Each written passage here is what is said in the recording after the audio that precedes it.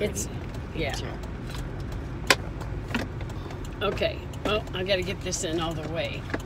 I can't get it in. Oh, wait, I did it there.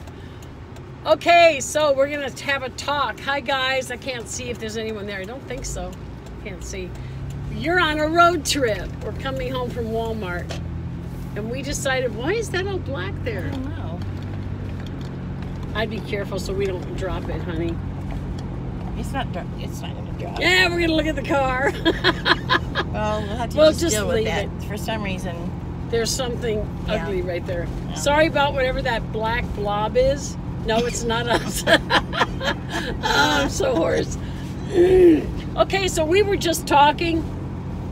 And when we got, let me turn this down a bit. Do you mind? I'm getting really cold. How about if I just turn it towards you? Are you cold? Yes. Okay. Well, then we'll shut up. So we were talking, and it was as soon as we got to one point about the conversation, we both knew there was a message here that God would love to share. And I said, I felt a stirring in my spirit. She said, I felt it too. So we decided to come live and talk with you while we're driving. I'm sorry, it's very bumpy. We live in Wisconsin, and these roads are not usually taken care of very good. So we're just going to give you the example of it by what we were talking about.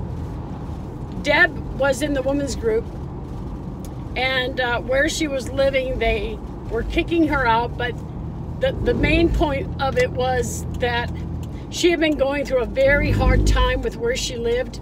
They were verbally abusive. They were demeaning. It was not a healthy situation, and she was going down with it. And so the Lord led me to her one day, and the way he would do it is he would steer my spirit that this person needs help, go talk to him. And sometimes I'd get words then for the person.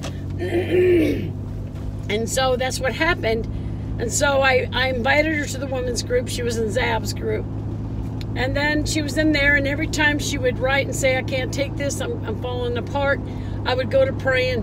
I would try to encourage her, and I would pray, God, please bring harmony to this home or remove her. She can't live like this. No one, especially a child of God, that is trying to be an example to others or anything else, when you're living in such distress, it is very difficult to be an example to anybody else when you're in such distress. And it's very hard to concentrate, very hard to worship and pray, any of that, because you're constantly being verbally bashed and under such distress. So then one day she writes, guys, can you pray for me?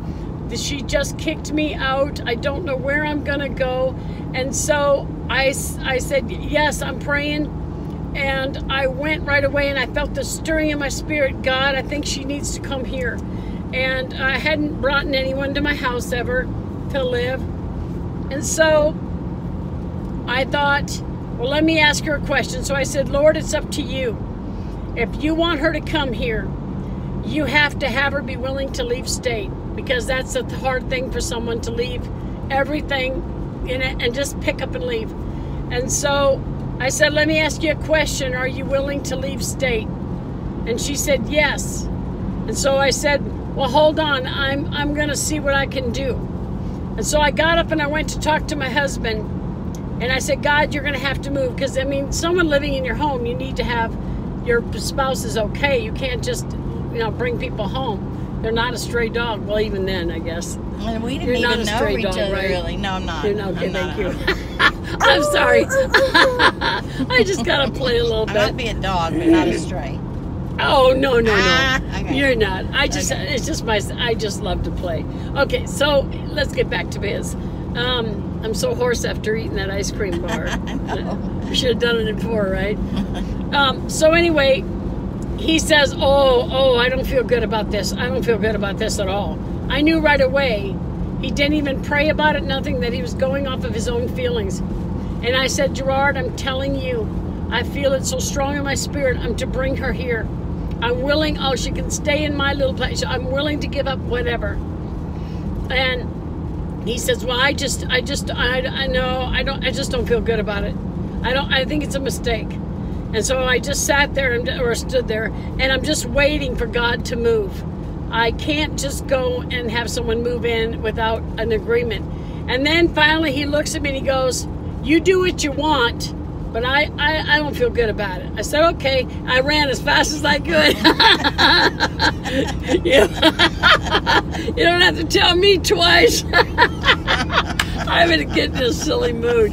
Never have strawberry shortcake little ice cream bar. I'm just saying. She's buzzing on sugar, guys. Right on. I didn't think about that, but that could be. Okay. Anyway, this is the beautiful part. God came in, and when he said, well, just do whatever you want, but I don't feel good about it. See, he was hoping I was just not going to do it because he's not, but he gave me a permission as a spouse to say, go ahead if this is what you feel, but. And so I ran as fast as I could. I did not wait for go or past jail. It's like, thank you, God, I'm on it. So I just wrote her and I said, how would you like to come live with me? And she said, are you serious? And I said, yes. And she's just like, wow, wow, wow. Yes, I'll come. Within 2 days, God helped me raise the money. We paid for her. Didn't you fly? Flew from Texas, yeah. Flew from Texas, and because I was disabled, I couldn't pick her up from the airport. It was another state over. It was a few hours away. My husband wouldn't go get her because he really was upset about the fact of having her come. Now he adores her. They're best friends. Yeah, we are. Yeah, we're family. Yeah. We're just like family. We are. And so anyway, I knew I had to pick her up and I'd never survive. I'd never make the trip. So I told the Lord, I didn't have the money. I said, God, I need you to give me enough money to pay for a taxi to come all the way from one state to the other. There's no way I can do it. And he did. We got an Uber. That was, yeah, Uber. Did we get Uber? Uber. We got a super shuttle for me to go from home to the airport in Houston. Yeah. And then an Uber to come from Minneapolis to Wisconsin. Yes. Yes. I mean, we're talking quite a few miles. But anyway, this is the point. She took it. Now, when she first came, we butt heads about 3 times. She was emotionally very in a bad place. I worked with her all I could. God had lots of words for her at first, didn't he? Yeah, I mean, it was amazing. Yeah. And I remember once sitting in the car, and we were both quiet for a minute, and all of a sudden I just turned to her and I said, God told me to tell you, and it was a question. It was an answer to a question that she never asked. And she said, oh my gosh, this is weird. I said, what? She said, I was just thinking that. What about so-and-so? And I said, well, God knows what you're thinking. I had no idea. We're just sitting here quietly, but God told me to tell you this. Okay, so that was really beautiful because what happened is, once God got her here, he ministered to her. And we had a few times there was a little buffeting because we're females, we were in the same place, and we were like, no, don't do this. Yes, do this. And so what happened is, though, it wasn't like cream of the crop right off the bat, but now we are as close as sisters. We are best friends. We laugh all the time. The thing is, like we were talking, and this is the message. If she would have refused to leave Texas, she would have never received the gift God had for her. If she would have dug in her heels and said, well, I'm not doing that, she would have missed the opportunity. God had opened a door to freedom. This woman was so sad when she came. She was emotionally distraught. She was under distress. And the Lord told me she's waiting for something to happen because she's always like, you're gonna kick me out. I know you will. You're not gonna want me. And I said, no, I want you. You're staying here. No, I know, just something. And then she would look, and after a few days of no one's attacking her, everyone's being nice to her, she's waiting for the ball to fall. And the Lord told me she's looking for it because she's so determined it's going to happen because it always did. That she can't believe that someone would be kind to her and compassionate and be good to her and buy her things or whatever, right? But after a while, we've been together 2 years. Mm-hmm. This month is 2 years at the end of this month. Yep. And she's now to the point where she's not afraid that someone's going to kick her out if they're mad at her for something. Or if Can I just say something real quick? Yeah, this is Deb, by the way. Okay, hi guys. So, this story is more complex than there's even time to go into right now. But the thing that I was telling Joni, and I'm not trying to say, oh, I was so great because I was able to do this. The point was, it was really, really, really a big deal for me to leave Texas. I'm a native-born Texan, and I would have never have left. But I had to go through the door God opened. And if I hadn't have gone through the door God opened, I would have missed the blessing. Since I've been here, it's been just unbelievable how God's worked in my life, and He's healed me. Healing process, yeah. He's still healing me. Yeah, He is. And, there's just been a lot of trauma, and it has not been an easy life as a believer. It's been pretty tough. But I just want to say this also just really quick. Floor's yours. About Joni. She... Are you ready for this? No. I just want to say, if you don't know her and you're just new to listening to her, I just want to say I trust her. I trust what she says. I have confidence in what she says. This is the most generous, giving person I have ever met in my life. And I'm telling you, we live close to each other. Yeah. If it was different, I would know. I would know. Yeah, you said we live close to each other. We live together. You have your own little house now. I have my own little cabin, but we see each other all the time. We see each other every day. Yeah, But it sounded funny where I bring you to live here, but now we live close. She kicked me out. Not really. No. Gerard took a building and made it into a house. God gave her own little house. Yeah, we turned a shed into a little cabin for me. Yeah, that's right. We call it the cabin. It's awesome. I love it here. God knows what He's doing. You just have to trust Him. That's just the message, just when you're praying for something and you're in the middle of turmoil and everything seems like it's going to go wrong and you don't see any way out, just trust God and He'll open the doors and lead you the way you need to go. Remember the other messages.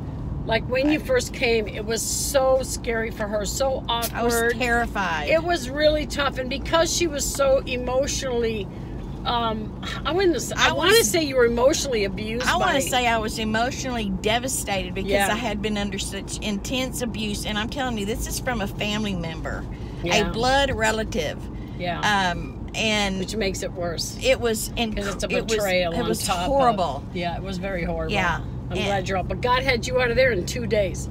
But the point was, let's just say this. Now, the first message was, if she would have refused to leave because she got stubborn and didn't want to go, even though there was an opening door that God was doing, she would have lost the blessing God was trying to do for her. And the blessing she got was from going from a house of extreme abuse, emotional abuse beyond, and top of being family, so it's a form of betrayal, on top of a lifelong of abuse and problems and traumas. And rejection. That was a huge one too, to a place that in time, it took a few months, I don't know, did it take us about 8 months before you got your own little house? But to having a family that truly love and care about her, that are close, that actually will be there for her whenever she needs me. All she has to do is say, Joni, can I talk to you? And I drop everything and say, let's talk. What's up, hon? And we talk. That's true. Yeah. That's really true. Yeah. And just like she is with you guys, I'm telling you, this woman agonizes over you guys. I do. She does. She agonizes over you. This is not so much. This is not just something she's playing around with. My heart's in it. She's super serious about it, and she prays, and she weeps, and she really does agonize over everyone and issues that y'all all deal with, that we all deal with. This life's tough right now. Yeah. So anyway, I love her. I love you too, sweetie. The other lesson is this, and that is, when God opens a door and it's actually going to be a blessing, it doesn't mean it's going to be easy. Right. It was a struggle for me. It was a struggle for her. But I mean, it wasn't like we Gerard. He's so happy he's so happy we don't fight anymore. Yeah. But anyway, Gerard was really hesitant about it, but I'm telling you, he is so happy. He and I are really, really good friends. Yeah, then when I asked about that other girl, I won't say her name. Yes. And he says, Yeah, I'll give her a try because of you. And that didn't work very well, did it? No, that was really bad. And then he's like, thank you, I feel better now. Right? Okay, that's another story. We digress. We digress. So anyway, the point is, God took and made a blessing that wasn't comfortable at first. And as you guys know, women, it takes a while for women to find their ground. You know, especially when you have two women and one kitchen. I'm just sorry, I'm getting silly. I think I'm overtired. Two pretty strong-willed women, yeah. too. We both have good backbone and we're not afraid to talk. Right. We're not afraid to talk, but we're both got big hearts. I tell you something about Deb. That woman's got a heart of gold. Oh. You do. Oh, you do. You've got the most sweetest heart. I just adore you. But okay, enough mush. Oh, look at you. I'm sorry, my voice is getting so hoarse. Anyway, I just wanted you to understand those two lessons. Both of us felt the Holy Spirit touch us when we were at that point of our conversation. To remember not to turn away any opportunity. Pray first, ask for a peace. But once you get the opportunity, don't think that just because God opened a door and it's going to be a blessing, that it's not going to be awkward at first, or that it might be uncomfortable, that you might have to go through some stuff that is really like, are you sure this was God? Because man, this is not working for me. Yes, it is. And God will work it all out for your good and his glory. Yeah, he will. Now, I look at her and I say, do you see what God took you from and what you have now? She has 2 dogs, her babies. God picked them out and said these were her babies because she was going to need them for inner healing. And it does, doesn't it? You can't wait to go home and see your babies. I know, I miss my babies. Yep, she has her own little house.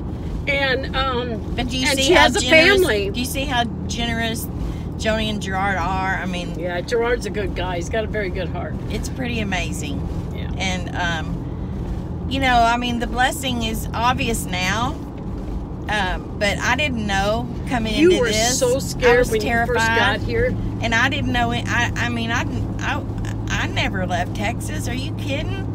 And move all the way up to Wisconsin? Yeah. What? Where? Yeah. You know, and I mean, I'm used to Houston weather. You know, I'm not used to snow, but I'm telling you what, I love it up here. Yeah. This is just where God wants me to be, and so I'm at peace. I'm just at peace. I don't have to worry about fighting or anger or you know, like be worried like what's going to blow up today, you know. You don't have to worry about abuse. A lot of people live that way every day. Oh, I couldn't. I used to live that way too, guys, with the husbands I had, and every husband I left, God appointed, was because of abuse, either sexual, physical, emotionally, or all. And I had to leave. But every single one, you just walk on eggshells. That's not the way to live. You know, we'll talk about that again. I've already talked about the fact that, you know, you're not supposed to be your spouse's dumping post or punching bag. It's not what God made you for. And you don't have to put up with it. But I suppose we should probably quit before we chit-chat them to death. Should we chit-chat them to death? I just want to be aware of dumping posts. Just be aware Did I say dumping posts? See, I told you I'm getting tired. I'm getting my brain is not functioning. That happens when you're 60, right? Well, yeah, it does. You would know because you're 60. Oh, hilarious. Oh, gosh. I hope this made sense, guys, and it wasn't too hard watching it or listening to it, but anyway. And bumpy this roads. was fun. I enjoyed doing this with you.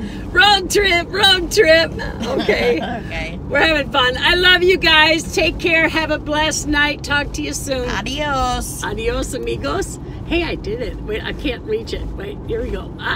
Nope, not that. Wait. Are those comments? Oh, yeah. How did that happen? They just popped up. Know.